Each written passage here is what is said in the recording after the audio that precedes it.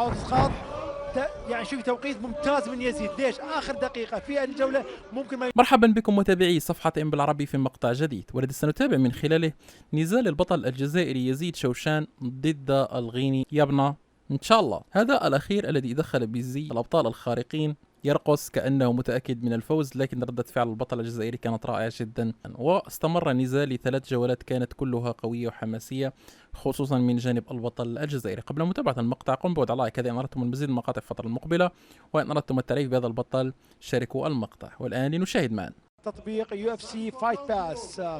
يزيد من الجزائر. اخر مرة شفنا يزيد كان نزال ممتاز.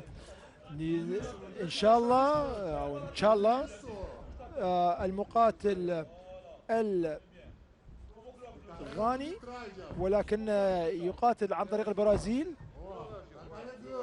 مقاتل لم يذق طعم الخسارة في حياته المهنية، 9 مرات فايز ولا مرة خسران. عليه يكون ضغط هالشكل انه ولا مرة خسران غالية، صح؟ طبعا. كسجل نظيف تخاف على سجل نظيف اكثر من خسارة. يعني لو عنده خسارة واحدة ما عنده سجل نظيف الضغط يكون اقل. ضربة من قبل يزيد.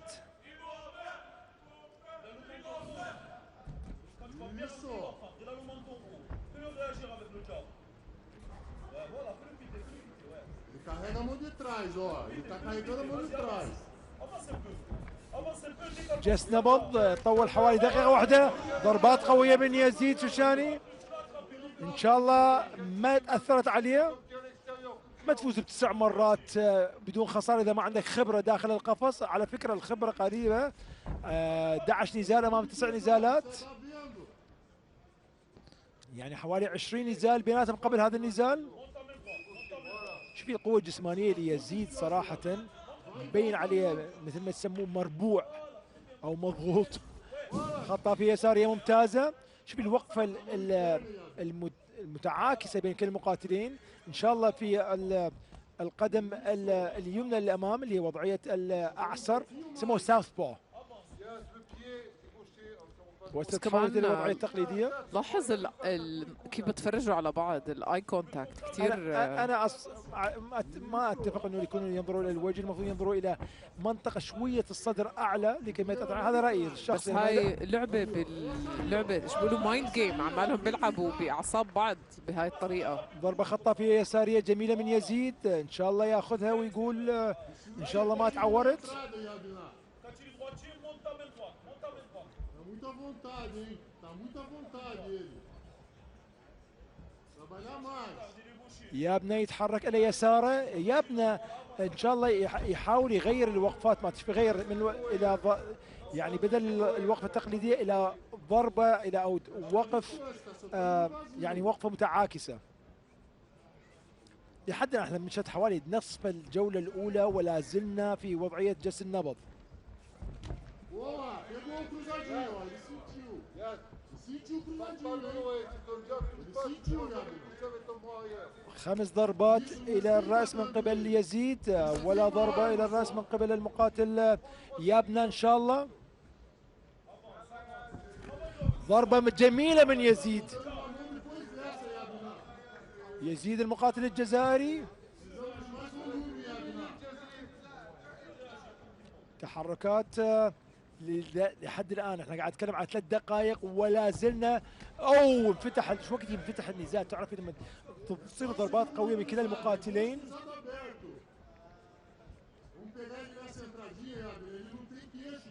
تحرك من قبل المقاتلين الاثنين.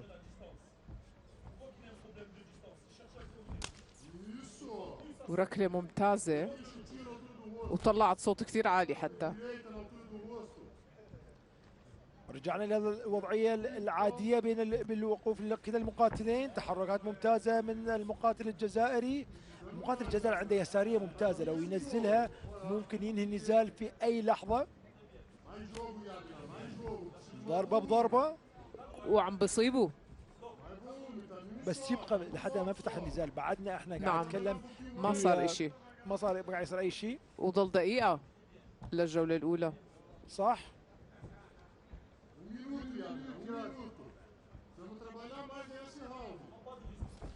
محاولة اسقاط يعني شوف توقيت ممتاز من يزيد. ليش؟ اخر دقيقه في الجوله ممكن ما يسمى بسرقه الجوله، ويزيد سيطر عليه بوضعيه الهاف جارد. كان هناك محاوله من يابنا ان شاء الله انه يمسك السياج، بس مارك جودر له بالمرصاد وضعيه الهاف جارد لصالح المقاتل يزيد. بس لازم هلا لازم يبنى يستخدم السياج عشان يقوم. بس ما عنده 27 ثانيه. صراحه صعب هذا الوضع يكون في الى ليابنا ان شاء الله، بس ان شاء الله يحاول يوقف. وعماله بيدافع هلا بس انه ما ياكل ضربات على الوجه، وقاعد ياكل الضرب على الوجه صراحه.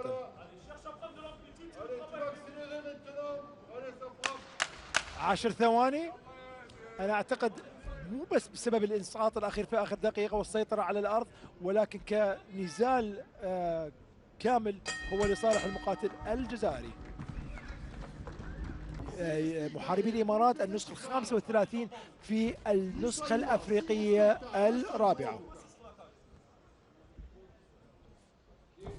ضربات اوبليك من قبل يابنا ان شاء الله. يزيد قاعد ينتظر الضربه القاضيه وهذا غلط. انت عندك كميه من الضربات حاول تسويها لكي تاخذ نقاط، ضربات مؤثره. وشفنا ضربات متتاليه من قبل المقاتل الجزائري. المقاتل الجزائري الريتش مالته الوصول للخصم اقل من المقاتل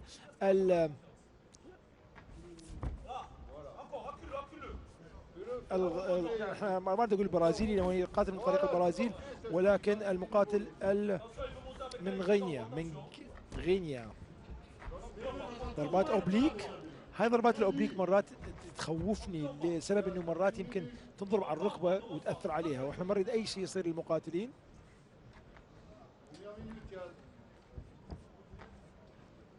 بس يزيد كثير مركز، عماله بيستنى الفرصه المناسبه.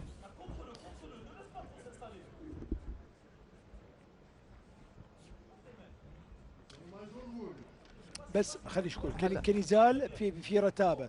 ليش؟ الاثنين يحاولون يذكرون ضربات قاضيه، يعني عندك اصطدامات وضربات بعدين يخف الوطيس. يعني ضربه قويه من قبل يزيد الى داخل الفخذ الايمن ليابنا ان شاء الله. يزيد تشاني او تشاو تشاني. ولو بتشوف اثار الضربات على فخذ يزيد من الخلف اليسرى الفخذ الايسر، بضلوا يضرب على نفس المحل، بضلوا يركلوا على نفس المحل ونفس القدم لان القدم الاماميه. بس شوفي لو غير يزيد وضعيه الوقوف وخلى الوقوف، وهاي الضربات اللي قاعد شوفوا لكمه على الوجه. هم قاعد يحاولون ينهوا بالضربه القاضيه، ما حد ما يريد يروح لقرار القضاة. وشوفي هذا اثر الضربات اللي تكلمت عليه قبل قليل. محاولة اسقاط ولم يكتب له النجاح. المفروض تمويه، يعني المفروض تموه الى الاعلى وبعدين تاخذ الضربات. احس ان الرذم او الايقاع في هذا النزال او في هذه الجوله لصالح المقاتل يابنا ان شاء الله. محاولة اسقاط سنجل ليج تيك داون من يزيد، ولكموا على وجهه اكثر من 3 لكمات.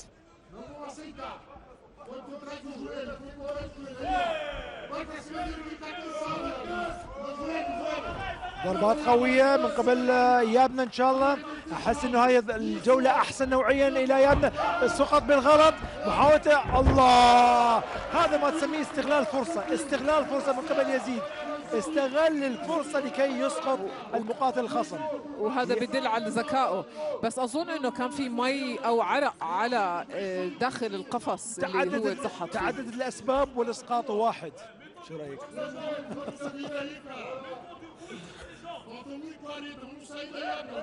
حلو. الله، شوف السحب، الغلط بالسحب كان المفروض يسحبه ويقف يعني يجلس فوق الركب، بس هو سحبه الى الامام ووضع نفسه في وضعيه الباترفلاي جارد. باترفلاي جارد، بس كان بلش مضبوط يزيد، كان قادر يسيطر على الركب، بس رجع فلت منها لانه كمان العرق ما بيساعد انه يضله متمسك بالخصم تبعه. بغض النظر اسقاط وتحكم لصالح المقاتل الجزائري. لو كان عدد ضربات بين كلا المقاتلين متساويه راح يذهبوا الى من هو اللي عنده تحكم ارضي اكثر، وبرجع بسحبه. طلع كيف مسيطر. ضربة قوية في ضربة مثل ضربة حرة مباشرة بكرة قدم إلى وجه المقاتل الغيني.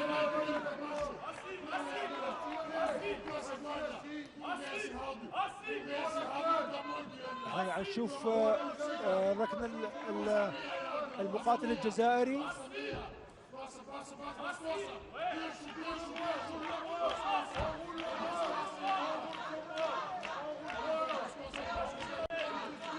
في الوقت الحالي يعني يزيد ما عماله بيعمل إشي عشان يطلع من وضعيته، بس عم بيحاول يثبت حاله على السياج عشان يحاول يستخدمهم لصالحه. 20 ثانية باقي من الجولة الثانية أعزائي المشاهدين من 3 جولات. مثل ما قلت جولة نسبيا أحسن إلى يابنا إن شاء الله، بس مو معناها فاز بهاي الجولة، بس جولة نسبية أحسن وأقوى. ضربات قوية، باقي 5 ثواني وضربة قوية وإسقاط. ضربتين قوية وسيطرة مرة أخرى. أوه غاد. شوفي هو هناك أكشن، هناك يعني أحداث ممتعة و مثل ما قلتي أكشن، ولكن كنت على دفعات، كنت دفعات مثل هاي لما يصير تلاحم في اصطدام رهيب. بس انا اعتقد ان شاء الله قاعد يقوى مع مرور الوقت. يعني يا ابنه ان شاء الله تحسيه كانه يا اما زادت ثقته بنفسه بسبب الجوله الثانيه، يا اما اعطاه المدرب خطه لكي يصل الى وجه وجسم المقاتل الجزائري يزيد شوشاني. بس لو تطلع حواليك بتشوف انه الجمهور محتاجين نعم محتاجين شوية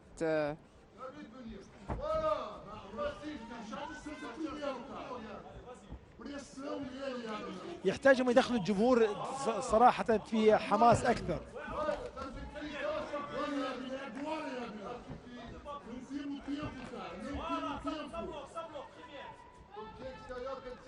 باقي حوالي خلينا نقول قريب 4 دقائق. ضربات قوية، هناك وخزة عين يمكن. يابنا ان شاء الله تحسيه قاعد يتقدم للامام. ضربات اوبليك من قبل المقاتل الاسمر، وقفات متعاكسة. يعني على قولتك انت اشتغل على الفخذ الايسر، قاعد تشوفين يعني الكدمة الكبيرة على الفخذ الايسر للمقاتل الجزائري، وشغال عليها، يعني قاعد يشتغل عليها 24 ساعة.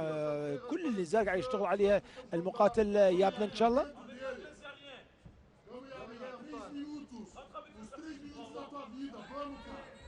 ضربة قوية من قبل يزيد، ضربات متتالية من قبل المقاتل الغيني عن طريق البرازيل. شوفي هذه الكدمه اللي قاعد نتكلم عليها، شوفي الكدمه اثر، يعني حتى عدد الاصابع القدم موجوده على الفخذ الايسر.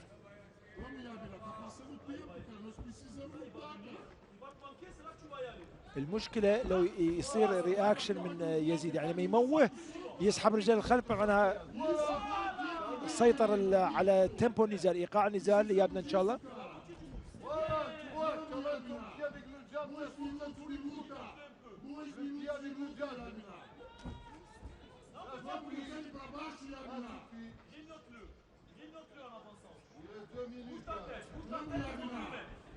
باقي حوالي دقيقتين اعزائي المشاهدين على نهايه الجوله الثالثه والاخيره والنزال بالكامل. نحن في النزال التاسع، باقي لنا نزالين.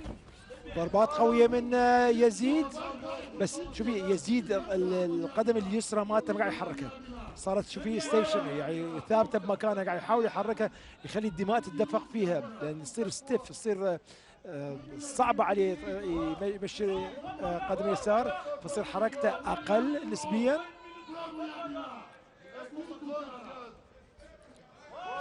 ضربات من كلا المقاتلين والحرب سجال لحد الان، باقي دقيقه ونصف اعزائي المشاهدين. تحركات، محاولة اسقاط من المقاتل يابنا ان شاء الله، يعني يحاول يعني يتاكد انه مفوز بهذه الجوله. على فكره يمكن مو شيء غلط انه نقول هو قاعد يفايز بالجوله الثالثه.